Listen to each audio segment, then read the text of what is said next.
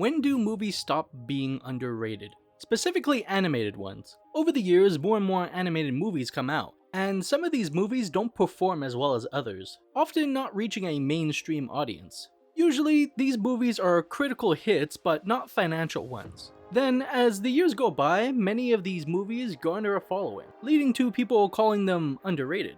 The term underrated is defined as something not rated or valued highly enough, which makes sense. However, there's a second definition, having more importance, value, skill, power, etc. than people recognize. While not all these examples apply here, I want to focus on the "than people recognize" part. By that definition, calling a movie underrated makes sense. It means people think that the movie deserves more recognition than it received upon release.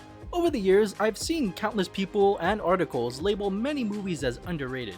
But if everyone calls a movie underrated, is it still underrated? Or has it successfully broken out of that status? When does a movie stop being underrated and cement its place among the other well-known and successful films? While I could talk about a dozen animated movies that fit this subject, from The Prince of Egypt, The Book of Life, Surf's Up, The Road to El Dorado, to The Secret of Nim, I'll focus on three specific movies. They are Atlantis the Lost Empire, The Iron Giant, and Treasure Planet.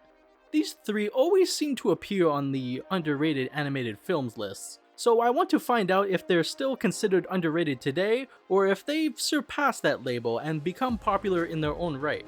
Let's find out.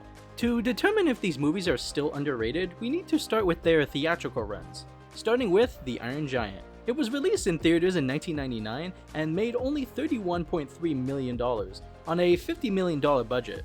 Not a great run by any measure, but this was largely due to the fact that Warner Bros. Did not market the movie at all, or at least not very well.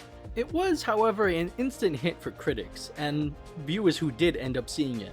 And its release on home video and DVD was a different story. There was a massive push for it, and TV channels like Cartoon Network frequently aired it, sometimes for 24 hours straight during special holiday marathons. The movie has inspired countless references and homages in media, from Futurama and Unikitty to Ready Player One and Space Jam: A New Legacy. It even helped inspire the game Ori and the Blind Forest. Over the years, The Iron Giant has won numerous awards, including Best Animated Feature Film at the Annies. And in 2016, Warner Bros. Released a signature edition with a Blu-ray, posters, and an art book. If getting an art book years after its release doesn't signify a classic, I don't know what does. Today, The Iron Giant is widely praised, with countless videos and articles celebrating it. Its audience continues to grow, with younger and older viewers discovering it every year. And that means you have a soul. And souls don't die. Atlantis the Lost Empire released in theaters in 2001. Atlantis made about $186 million on a $90 to $120 million budget. Out of these three movies discussed, it's the only one to earn back its budget, though it still didn't make the profit Disney expected. Like The Iron Giant, Atlantis found its audience through home video and DVD, and it's now considered a Disney classic. While it was unorthodox for Disney at the time, deviating from their usual style of movies they made, it remains one of their boldest films to date. I personally loved this movie as a child. I watched it on DVD all the time, and every time I was in awe. As I got older, I was shocked to learn that it wasn't well received by critics. However, fans have kept this movie alive. It was nominated for several awards and won a Golden Reel Award for Best Sound Editing in an Animated Feature, which was well deserved. The sound effects and music work perfectly together. In recent years, Atlantis has received more recognition, with Disney celebrating its anniversaries, selling commemorative pins, and acknowledging its legacy. Fans even organized a 5-hour live stream for its 20th anniversary, where the cast and crew reunited. The fandom is strong and it continues to grow.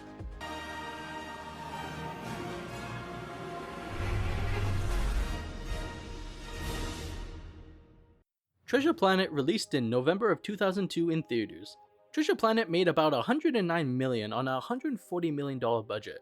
Critics mostly praised it, particularly for its stunning visuals. It was nominated for Best Animated Feature at the Academy Awards, and won a Golden Reel Award for Outstanding Sound Editing in an Animated Feature.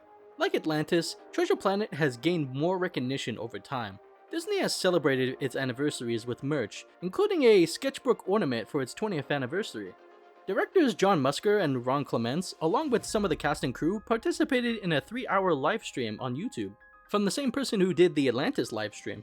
Fans of Atlantis and Treasure Planet often overlap, and the audience for both continues to grow as more and more people see the movies as the creators originally intended. You got the makings of greatness in you, but you gotta take the helm and chart your own course. Stick to it, no matter the squalls.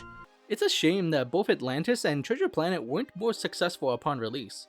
If they had been, they could have spawned sequels, TV shows, and even theme park attractions. For The Iron Giant, it's less clear what would have happened with financial success. Its ending was open-ended, but didn't necessarily set up a sequel. Honestly, I'm glad it didn't get one. Or a live-action remake. It stands strong as it is. As for Atlantis and Treasure Planet, live-action remakes could potentially shine a light on the originals, but I don't think they're necessary. Disney should instead focus on celebrating these movies more, whether they're through anniversaries or re-releases. So, when do animated movies stop being underrated? While there's no definitive answer, my conclusion is that all three of these films deserve the title of underrated upon release, and in the years immediately following. However, now that it's been over 20 years for each movie, and with fans consistently celebrating them, I think they earned their place as classics in the animation community. While some might still consider them underrated, I believe they've been recognized enough to shed that label. But the argument could always be made, whether for these movies or others, that they're still underappreciated. To me, they're no longer underrated. How do you feel about all these movies? Do you think they've transcended their underrated status, or are they stuck in underappreciated hell? Let me know your thoughts, and feel free to share other animated movies you think have surpassed their underrated label.